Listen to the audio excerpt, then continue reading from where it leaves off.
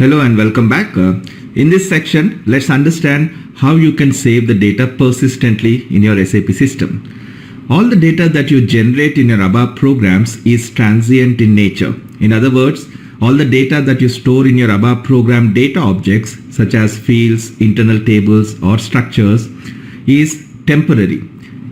It exists till the program is running, and once you exit the program, all that data will be removed from the memory. So if you want to access that data at a later stage, then you need to save the data persistently somewhere.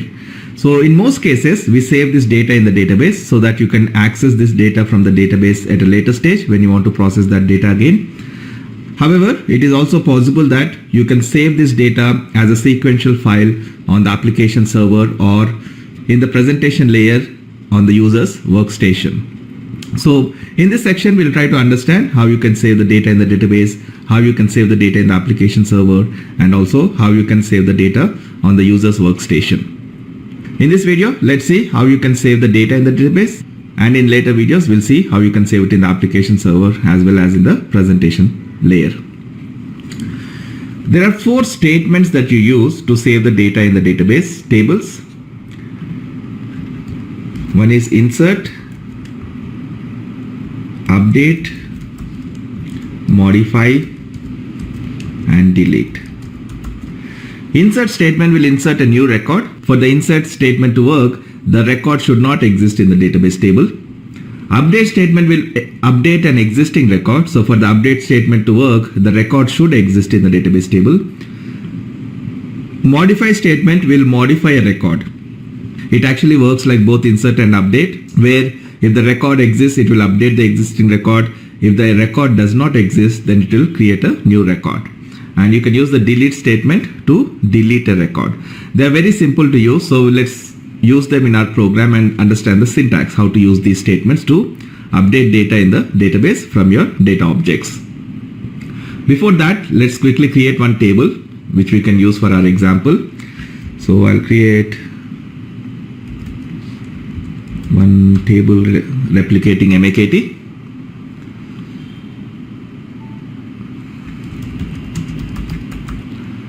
Let's say A, and I'll quickly maintain some fields.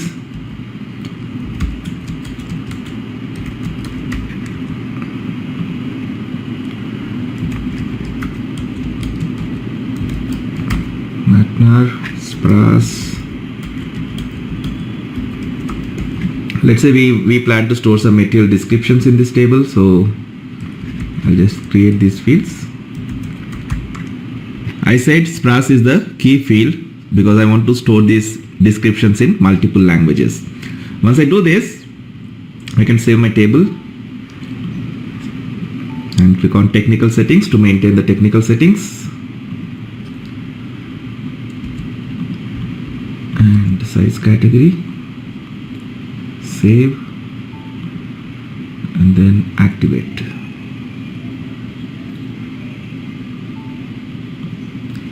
So we'll update some data into this table and see how to use those statements to store the data in the database table.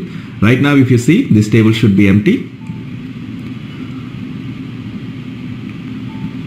So if I execute, there are no records in this table. So the number of entries is 0.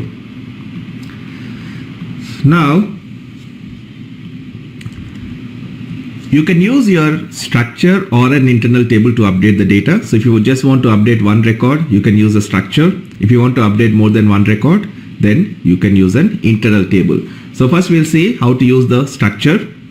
So I'll create one structure, let's say data WA underscore this table, type this table. So you should always refer your structures to these tables in which you plan to update the data, because the structure should have the same line type as your database table.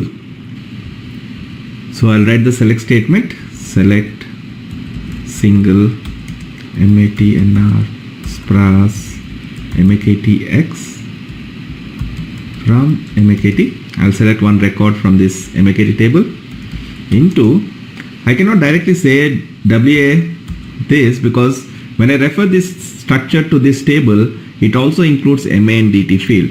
However, I'm only selecting these three fields. I'm not selecting MANDT field. So there's a slight difference in the order. So when you have such difference in order, the order in which you are selecting the fields and the order in which you have defined the fields in your structure, then you can use this addition into corresponding fields of your structure, or you can also use it for internal tables. Then the system will try to automatically map the field names and try to put the data in the correct field names. So I'll use this into corresponding fields of this, where MATNAR equals to, let's say 100, 100, and SPRAS equals to E. So this should get me one record from MAKT table, and that record I'll update in my custom table. So the statement that we use to insert a new record is insert my table name from my structure name. And after this we can check for psi sub RC. If psi sub RC is initial, that means the update was successful. I can show a message update success, and I'll make it type E, type I, informative message.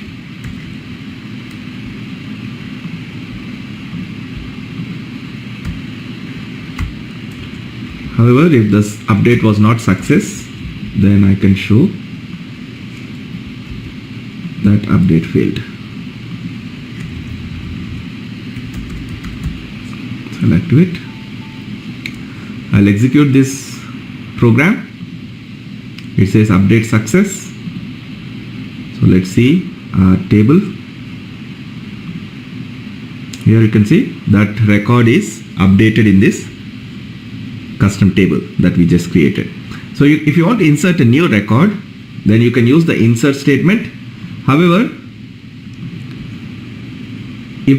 if I execute this program again, it will get me the same record from MAKT, and since this record already exists in my custom table, it will not insert any new record. So if I execute, it says update failed.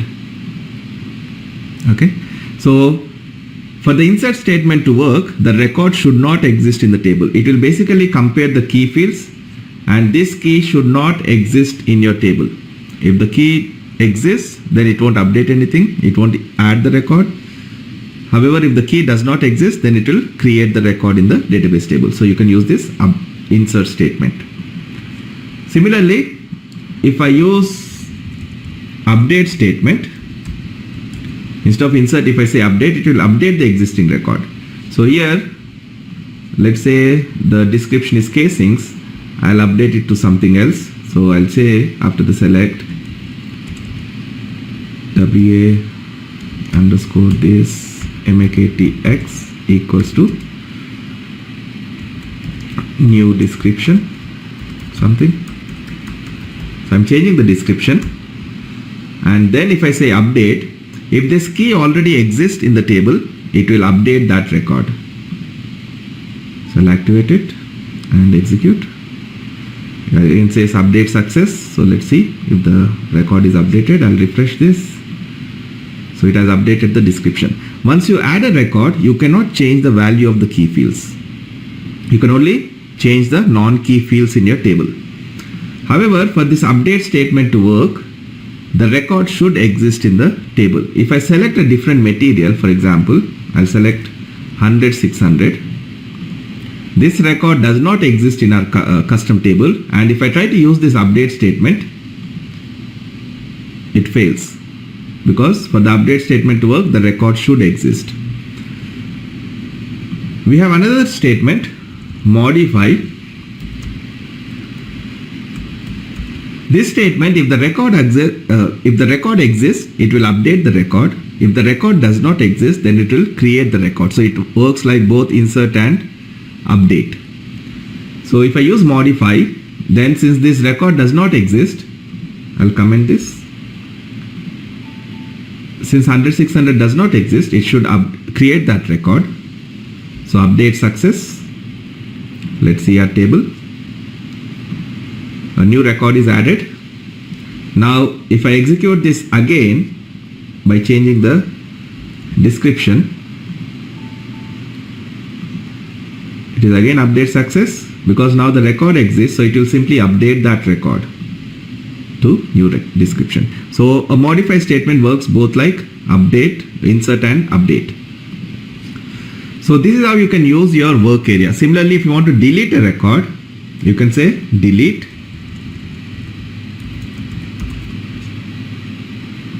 so this should delete this 100/600.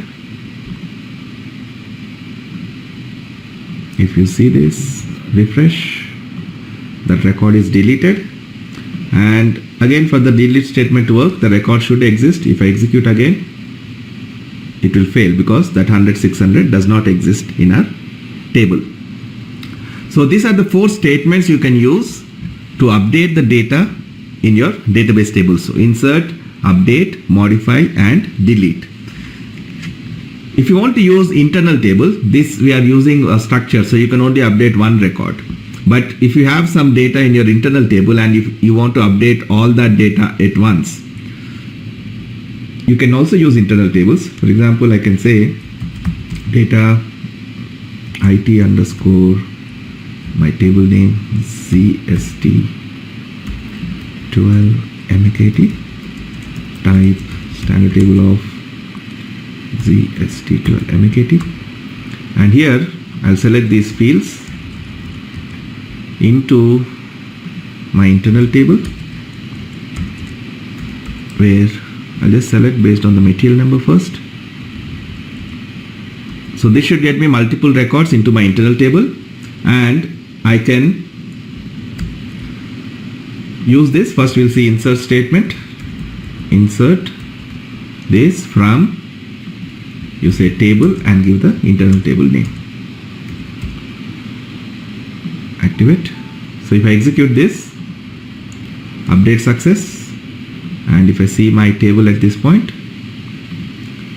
it has updated all these records at once into my database table. So instead of updating or inserting one record at a time, you can use your internal tables to update all the data at once. However, with internal tables, when you use this insert statement, you have to be careful. If this record already exists, if the key already exists in the table, then it will give a runtime error. When we use the structure to insert a single record, it did not give a runtime error. Instead, the SYSABRC failed. But when you use internal tables, if the key exists, it will give a runtime error. So since this data already exists, if I execute, I'll get a runtime error. Okay? And it is actually giving one catchable exception. So if you want to avoid runtime errors, you can catch this exception. Data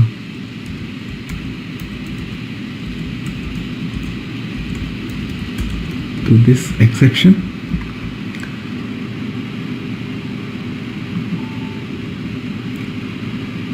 I can keep this in a try block. Try and try, and catch this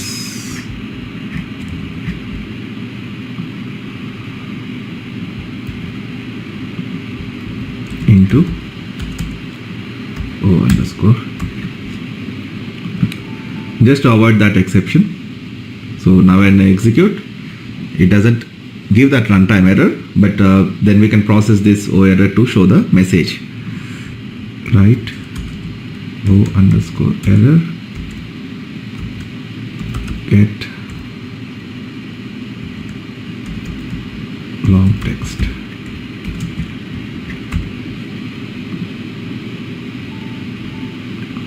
If I execute, it says we are gracefully exiting the runtime error and showing the message to the user. So this is how you can use your internal table to update the data at once into your database. But the only thing is, if you are using insert statement, first you have to verify that the data doesn't exist, or at least catch this exception so that you don't get a runtime error. Similarly, you can use update to update an existing record. So first you modify the data in your internal table and then use the update statement, or you can also use modify statement So this is a safer way. So if you want to update the record if it exists, otherwise insert a new record, then use the modify statement, and similarly you can use the delete statement. So these are the different ways you can update data into your database tables from your ABAP application programs. So you can either use a structure or an internal table. With structures you can update a single record at once, whereas with internal tables you can update multiple rows of data at once. Okay, so that's about it. In the next video I'll explain you how to use persistent classes. Sometimes you want to develop your complete application in an object oriented way. So in that case you want to avoid writing these OpenSQL statements in your program. So instead of that you want to call an object and use that object to update and insert records. For that SAP provides a persistent class. So we'll see in the next video how to use the persistent class to perform the same actions from your ABAP programs. So see you in the next video.